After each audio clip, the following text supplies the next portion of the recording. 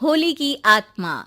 बचपन से शहर में रहने वाला मनोज इस साल होली की छुट्टियों में अपने गांव दुर्गापुर वापस आता है, जहां उसे देख पूरा गांव खुशी से झूम उठता है। जब गया था तब इतना सा था और अब देखो कितना बड़ा हो गया है। हाँ सरपंच जी, जब मैं गया था तब आप भी बहुत जवान थे और अब देखो कितने बूढ़े हो गए हैं आप। चलो चलो, बढ़िया है। बच्चा घर वापस आ गया। इसी खुशी में आज रात पार्टी होगी। क्या बात है, गांव में भी पार्टियां होने लगी। वैसे अगर पार्टी की बात है तो आज क्यों सीधा होली पार्टी करते हैं। होली पार्टी की बात सुन चहल पहल में अचानक सन्नाटा छा जाता है, जिसे देख मनोज को कुछ अजीब लगता है, लेकिन तभी सरपंच बात पलट देता है। अब बहुत देर हो गई, चलो सब अपने घर चलो, पार्टी के बारे में कल सोचेंगे। मनोज भी मम्मी पापा के साथ घर आ जाता है, पर होली पार्टी और उस पर पूरे गांव की खामोशी वाली बात अभी तक उसके जहन से निकलती नहीं। पापा, होली पार्टी की बात पर सब चुप क्यों हो गए थे? अरे होगी उनकी कोई अपनी बात। मुझे गांव की पंचायत ही थोड़ी पता है। थक गया हूँ, चलो सो जाते हैं, कल बात करते हैं। पापा की बात मानते हुए मनोज भी सोने चला जाता है। आज तो छुपा लिया, लेकिन हफ्ते बाद जब होली का दिन आएगा तब इसे कैसे रोकोगे? अगली सुबह सूरज के साथ ही मनोज भी गांव घूमने निकल जाता है, जिस पर रास्ते में उसे अपनी ही उम्र के कुछ लड़के भी मिलते हैं, जिनसे दोस्ती कर अब वो उनके साथ घूमने लगता है। इसी तरह कुछ दिन बीत जाते हैं और होली नजदीक आने लगती है। दोस्तों, होली में 4 दिन ही बचे हैं, पर गांव में उसकी कोई तैयारियां क्यों नहीं दिख रही? क्योंकि यहाँ होली नहीं मनाई जाती। अरे पर ऐसा क्यों? वो राजा भूषण। अरे तुम 4 दिन के लिए आए हो, क्या इतना सोच रहे हो? चलो कुछ खाने चलते हैं। इसी के साथ एक बार फिर होली की बात को टलते हुए देख मनोज को शक होने लगता है।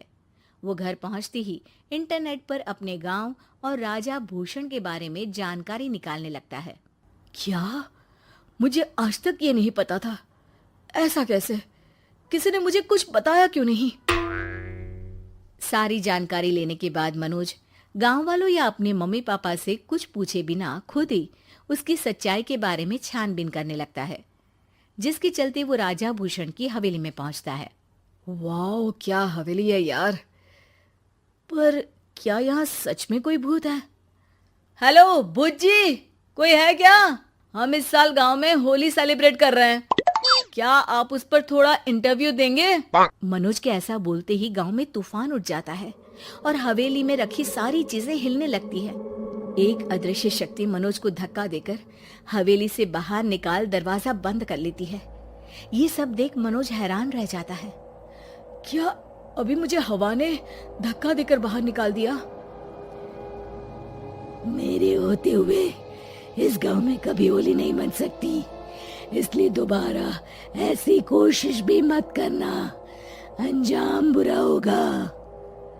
आवाज सुन मनोज हैरानी से इधर उधर देखने लगता है, पर उसे कोई दिखाई नहीं देता।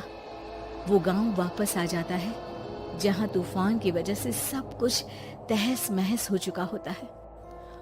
आखिर ये तूफान आया कैसे? ना ऐसा कोई मौसम था और ना ही हमने होली का त्योहार मनाने की बात की थी। सरपंच की बात पर कोई रिएक्शन दिए बिना मनोज चुपचाप अपने घर चला जाता है।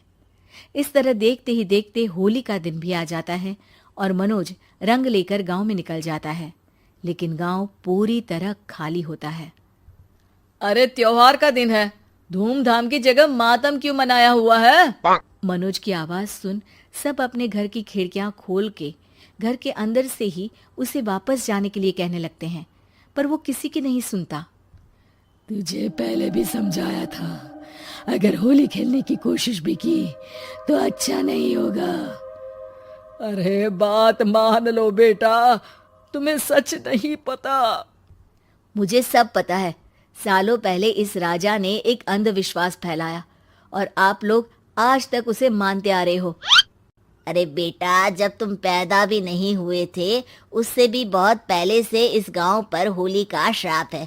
अगर गांव में होली का त्योहार मनाया जाता है तो प्रलय आना पक्की बात होती है। राजा भूषण इस सब में नहीं मानते थे और त्योहार मनाने लगे, जिसके चलते होली वाले ही दिन पहले उनके बेटे की और फिर उनकी मृत्यु हो गई। तभी से गांव की रक्षा के लिए उनकी आत्मा उस हवेली में रह रही है। सबकी बातें सुन मनोज उलझन में पड़ जाता है। सोचना भी मत मनोज, अगर तुमने इस परंपरा को तोड़ने की कोशिश भी की तो उसका परिणाम इस गांव और गांव के लोगों के लिए अच्छा नहीं होगा। मुझे भी यकीन नहीं हो रहा कि आप लोग एक बेतुकी बात को मानकर सालों से रंगों के त्योहार को मातम की तरह मनाते आ रहे हो। मनोज किसी की कोई बात ना मानते हुए पूरे गांव में रंग बिखेर देता है, जिसके तुरंत बाद वहां तूफान के साथ बिजलियां गरजने लगती है। अचानक मौसम में ऐसा बदलाव देख जहां मनोज कंफ्यूजन में आ जाता है, वहीं गांव वाले डर से सहम जाते हैं।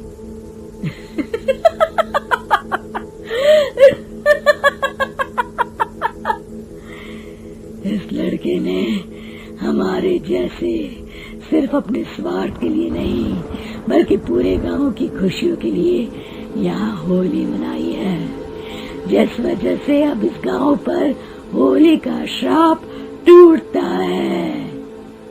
ऐसा बोलकर राजा का भूत वहां से गायब हो जाता है, जिसके बाद गांव के लोग धूमधाम से होली मनाते हैं। खुशियों के रंग गांव में बिखरे ही होते हैं कि अगली सुबह अचानक मनोज कहीं गायब हो जाता है और एक बार फिर गांव में होली का नया राज शुरू हो जाता है।